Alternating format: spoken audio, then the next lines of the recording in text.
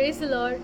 Here I'm again with the Word of God. See, while I'm reading the daily portion of mine from the book of First Kings, see, God spoke to me through some verses, and while I'm reading those verses, I was reminded with few words I wanted to share with you all. See, it's from the book of First Kings, chapter 10, starting from verse 6 till 8th verse. See, let's read it.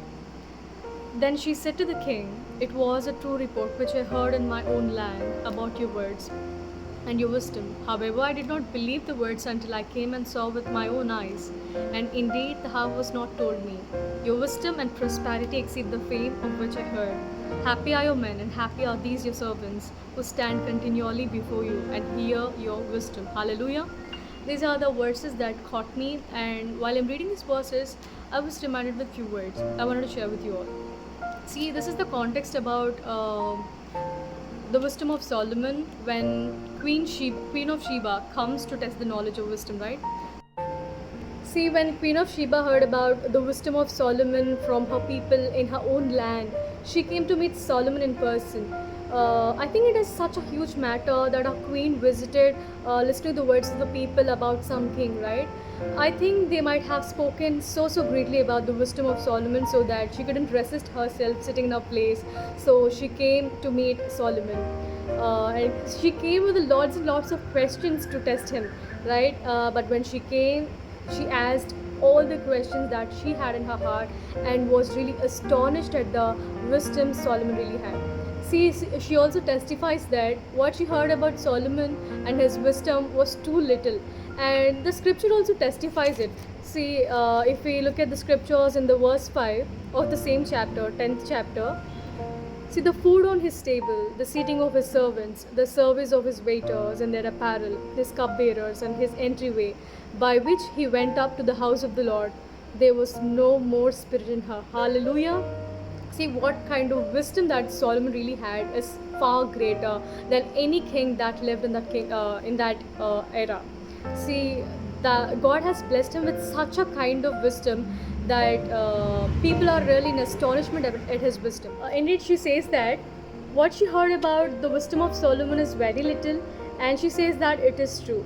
And we can look at the scriptures in the verse 7 that, "However, I did not believe the words until I came and saw with my own eyes, and indeed the half was not told me. Your wisdom and your prosperity exceed the fame of which I heard." See, इसका मतलब ये है, when she came, only then she believed. See, unless someone sees something, they will not believe, right? Likewise, she did the same. When she heard about the wisdom of Solomon from people, she came in person and she heard about his wisdom and was really astonished at the wisdom that God has put in the heart of Solomon, and was testifying about his wisdom. So, see, from the verses that I've read and the understanding of these verses, what I really wanted to share with you all is this. See, when the children of God, the chosen ones of the Lord Jesus Christ, or the believers, the anointed ones, pastors, say these things about Jesus, the great things and the true things about Jesus, that He heals, He redeems, He gives strength, peace, wisdom, and whatnot. He'll give everything to you. And above all, when people say that He is the eternal life giver, well, you listen all these great things and true things about Jesus, why don't you come like Queen of Sheba? See, Queen of Sheba has come when she heard about the wisdom of Solomon with lots and lots of questions to him, testing his wisdom. Likewise, when you have questions about Jesus, whether you wanted to test him, know him truly, whether the things people say about Jesus is true or not, you come to him personally, ask him to reveal himself to you, so he'll reveal it to you. All you have to do is you have to ask him in faith, in true faith. Open your heart before Jesus. Lord, people are saying these things about you. Lord, please show yourself to me. And you'll know more about him through this word of God. And there's a scripture in the Bible saying this: taste and see that the Lord is good. See, until and unless you taste him personally, you'll never know his love. I urge you to accept him as your personal savior and know more about him, and you'll surely testify like Queen of Sheba, saying that what you heard from people about Jesus and his love is too little, but when you know him personally, you'll never understand the depths of his love, and it will be really hard to comprehend his love for you. That deeper it is, that greater it is. So and there's another verse that I really wanted to remind you It's from the same chapter, verse 8. Happy are your men, happy are these your servants who stand continually before you and hear your wisdom. See, when she says that listening to the wisdom of a human is such a blessing, how much blessed are we when we listen to the wisdom of the Creator? See, the human wisdom is from God, right? Nobody gets wisdom on his own until and unless the Lord gives it. See, if the Creator gives us wisdom in such a great way, how much more the wisdom of God is. If you're a non believer watching this video, I urge you to come to Jesus and know more about Him and accept Him to be your personal Savior, and you'll see wonders. It doesn't mean that He'll promise a trouble free life, but amidst of all the raging fiercest storms, He'll be with you like Emmanuel, and He'll provide for you like Jehovah Jireh, and He will give you peace like Jehovah Shalom.